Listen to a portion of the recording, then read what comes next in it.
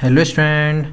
चलिए तो सभी का बहुत बहुत वेलकम हमारे चैनल सरताज सर 123 में। तो students class 9th bridge course mathematics का घटाने का हम कार्यपत्रक 3 सॉल्व कर रहे हैं। तो आइए स्टूडेंट्स, आज की इस वीडियो में हम कार्यपत्रक 3 जो घटाने का कार्यपत्रक 3 है, पेज नंबर 12, इसको ब्रिज कोर्स इसको हम सॉल्व करेंगे। ठीक है स्टूडेंट्स, तो चलिए तो सॉल्व करना स्टार्ट करते हैं। चलिए देखते हैं पहला सवाल क्या कहता है।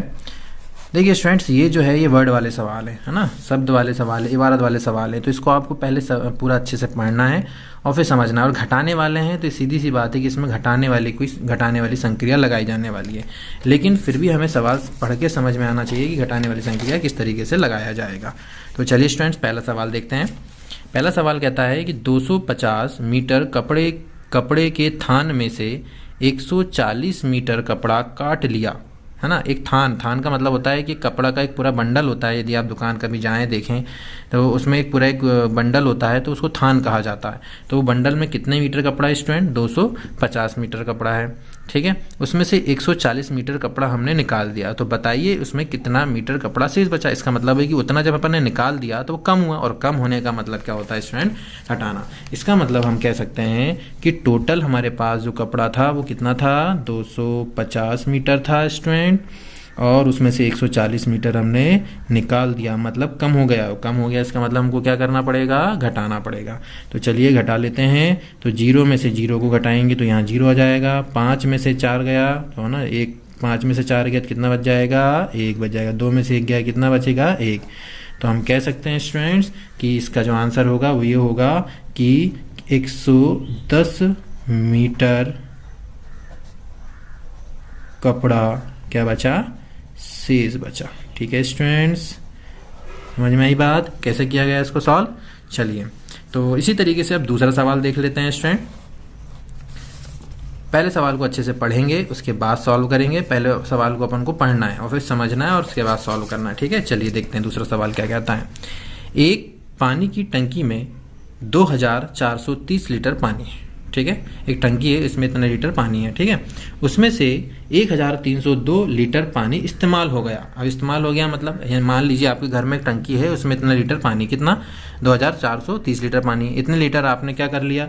इस्तेमाल कर लिया, मतलब उपयोग में ला लिया। तो बताओ टंकी में अब कितना पानी बचा? तो कम हुआ ना, क्योंकि उपयोग में ला लिया, वो तो कम होते चला जाएगा। तो कम हुआ का मतलब फिर घटाना। तो ये पहला सवाल का आंसर था। अब दूसरे का जो है उसमें कुल कितना लीटर पानी था वो देख लीजिए स्टूडेंट। तो यहाँ पर टोटल पानी था 2430। कितना कम हुआ?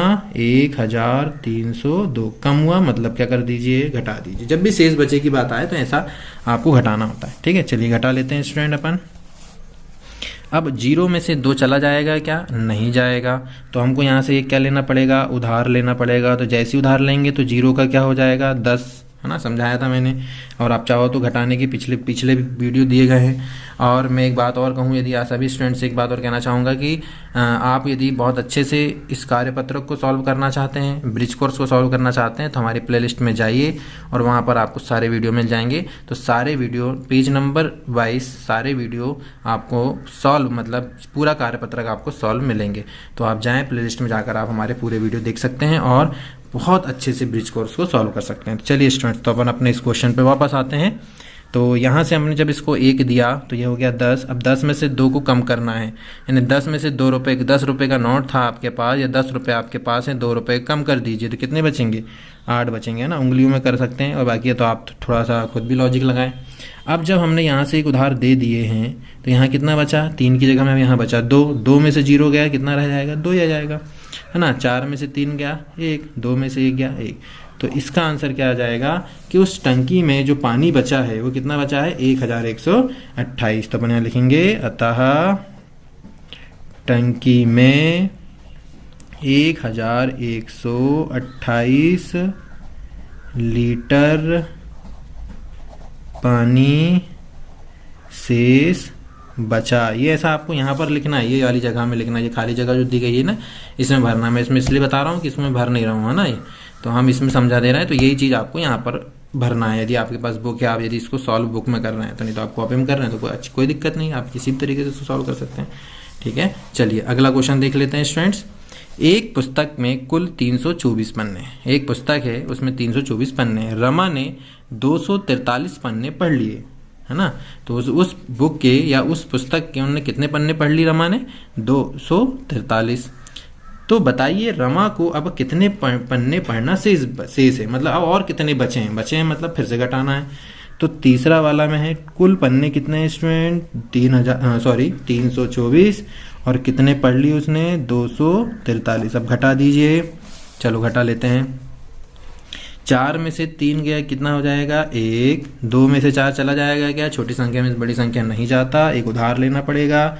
जैसी उधार लेंगे तो ये कितना हो गया? 12। तो 12 में से 4 कम कर लीजिए, तो 12 में से 4 कम करेंगे तो कितना बच जाएगा स्टूडेंट? 8 बच जाएगा, है ना। और फिर यहाँ से जब एक उधार दे चुके थे तो यहाँ बचा 2, 2 में से 2 गया 0, है ना। और 0 यदि इधर यदि इस तरफ 0 कितने भी 0 लग जाएं उसका कोई महत्व नहीं होता, है ना। तो 0 को छोड़ दीजिए तो दिख क्या रहा है यहाँ पर? 81। तो इसका मतलब ये हुआ कि रमा को जो पन्ने पढ़ने हैं वो कितने बचे हैं? 81। यहाँ लिखेंगे अतः, है ना, रमा को अब 81 पन्ने पढ़ना शेष है। ये कहाँ से लिख रहा हूँ? ये जो प्रश्न पूछ रहा है उसके हिसाब से ही ये आंसर अपन वर्ड में लिखते हैं। उत्तर करके इसके नीचे ये लिखना चाहिए, ये अच्छा तरीका होता है, ठीक है। चलिए अब चौथा वाला देख लेते हैं स्टूडेंट। एक डिब्बे में 576 किले हैं। अगर 280 किलो को उपयोग हो गया तो बताइए कितने किले बची? यानी यहाँ पर फिर से इसमें भी घटाना है अपन को, है ना। तो कुल कीलें कितनी थी अपने पास? 576। डब्बे के अंदर इतनी कीलें थी, 280 आपने यूज कर लिए, तो कितने बचे? बचे बताना मतलब इतने कम हो गए। चलो कम कर देते हैं। 6 में से 0 गया 6, 7 में से 8 नहीं हो जाएगा तो यहाँ से उदाहरण लेंगे, हो गया 17, 17 में से 8 गया, 17 में से 8 गया हो जाएगा 9, यहाँ बचा 1 चला गया तो यहाँ कितना बचा? 4, 4 में से 2 गया 2, तो कितने किले शेष बचे? 296। तो यहाँ लिख लेना, ये ऐसा सॉल्व करने के बाद यहाँ सॉल्व करें और इसके नीचे लिखेंगे अतः डिब्बे में अब 296 किले शेष बची। खत्म कहानी, है ना। तो ये सॉल्व हो गया इस तरीके से। तो ये चारों क्वेश्चन इस तरीके से अपने सॉल्व हो जाएंगे। अब पांचवा क्वेश्चन देख लेते हैं स्टूडेंट्स। तो पांचवा क्वेश्चन थोड़ा अलग तरीके से दिया है, इसको थोड़ा समझना पहले। 5483 में कितना जोड़ें कि 5785 प्राप्त हो? यानी ये कह रहा है कि कितना जोड़ें कि इतना आ जाए। देखो एक छोटा सा पहले आसान वाला क्वेश्चन से इसको समझने की कोशिश करते हैं अपन, है ना। एकदम से थोड़ा सा ये कठिन है, बड़े नंबर लग रहे हो तो एक छोटा सा क्वेश्चन लेते हैं। मैंने कहा कि आपके पास 10 रुपए हैं, आप 10 को मतलब 10 में कितने रुपए और प्राप्त कर लें या कितना और रुपए और जोड़ें कि आपके पास 20 हो जाए। तो आप क्या करेंगे? कितने और जोड़ेंगे कि 20 हो जाए? तो ये जगह खाली, मतलब कितने जोड़े, इसको पता लगाने के लिए हमको क्या करना पड़ेगा कि जितना हमारे पास है और जितना हमको पहुंचना है ना, जितना है और जितना पहुंचना है, तो जितना पहुंचना है उसमें से इतना घटा दो तो जितने की जरूरत होगी वो निकल जाएगा। यानी अपन 20 में से 10 को घटा देंगे तो कितना आ गया? 10। तो इसका मतलब है कि यहाँ पर कितना जोड़ना पड़ेगा अपन को? 10। देखो 10 और 10 कितना हो गया? 20। तो यानी इसी तरीके से इस सवाल को भी अपन को करना है। तो प्रश्न क्या कह रहा है कि है ना, प्रश्न क्या कह रहा है 5वें नंबर में कि 5483 में कितना जोड़े कि 5785 प्राप्त हो। ठीक है, तो वही वैसे ही जैसे मैंने बताया, तो हमको इतना तक पहुंचना है और यहाँ तक पहुंचना है तो हमको इतना घटा दीजिए क्योंकि इतना हमारे पास है। जोड़ना है, कितना जोड़ें कि मतलब इतना तो है और कितना चाहिए, तो इसके लिए अपन को पहुंचना यहाँ है तो अपन इसमें से इतना घटा देंगे तो जितना हमको लग रहा था वो हमारा निकल जाएगा। चलिए करते हैं, घटाते हैं अपन यहाँ पे। तो जो हमको दिया है 5वें का हल कर रहे हैं अपन, है ना। तो टोटल क्या है हमारे पास? 5785 और हमारे मतलब टोटल हमको यहाँ पहुँचना है और ये हमारे पास है तो 5483। इसको घटा दीजिए। चलो घटाना अपन को आता है, फिर भी एक बार और घटाते हैं। चलिए फटाफट। 5 में से 3 गया, कितना बचेगा? 2। 8 में से 8 गया 0। 7 में से 4 गया 3। 5 में से 5 गया 0। तो 0 सामने लगा, ये 0 का महत्व बीच में है क्योंकि इसके पहले कोई संख्या है तो ये 0 का महत्व है। लेकिन यदि इस कोई 0 है और उसके सामने यदि कोई संख्या नहीं आ रही है 1 2 3 4 5 6 7 8 9, तो वो 0 का कोई महत्व नहीं होता। तो इसका मतलब है कि हमको कितना और जोड़ना पड़ेगा कि इतना मिल जाए। हम यहाँ लिखेंगे कि हमको 302 और जोड़ने से कितना प्राप्त हो जाएगा? 5785 प्राप्त हो जाता है। पूरा पूरा प्रश्न देख के लिख सकते हैं इसको। ठीक है, समझ में आई बात कैसे किए। चलिए, तो बहुत अच्छी बात है। अब अगला क्वेश्चन क्या है उसको भी देख लेते हैं। छठवां क्वेश्चन देखें सभी स्टूडेंट। देखो क्या कहता है छठवां क्वेश्चन कहता है कि 9213 और 9312 में कौन सी संख्या बड़ी है और कितनी बड़ी है। कितनी बड़ी तो हम बाद में पता लगा लेंगे, पहले ये देखते हैं कि कौन सी बड़ी है। तो मैंने बताया था आपको कि पहले अंक देखोगे, ये कितने अंक की संख्या है 4, ये भी कितने अंक की संख्या है 4, तो अपन यहाँ लिख लेते हैं, है ना, 9213 और 9312।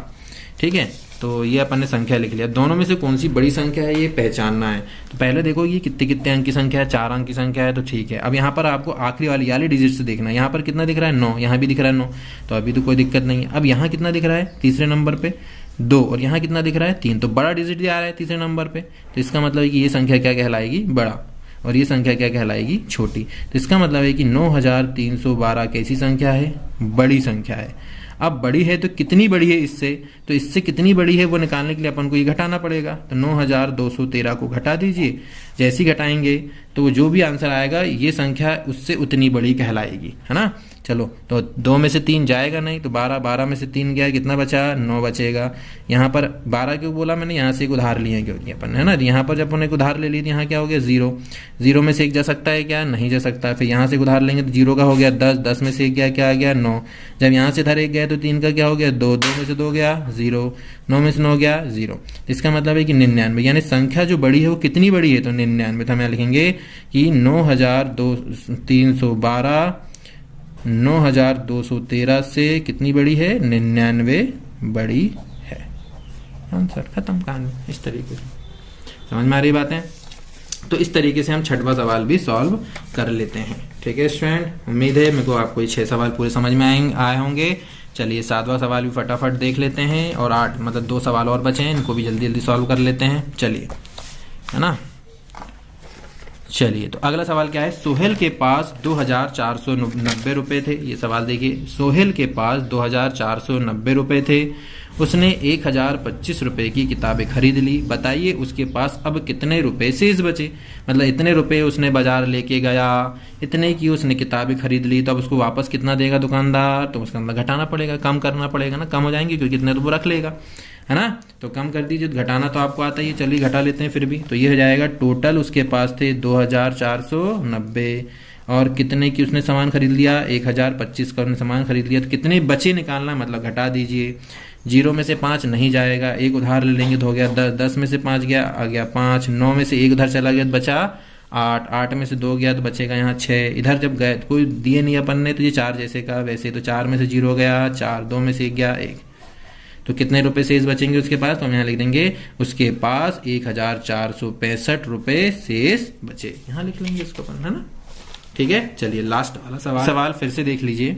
चलिए देखिए सवाल, किन्हीं 2 संख्याओं का योग 45,000 है। यदि उनमें से एक संख्या 22,500 है तो दूसरी संख्या ज्ञात कीजिए।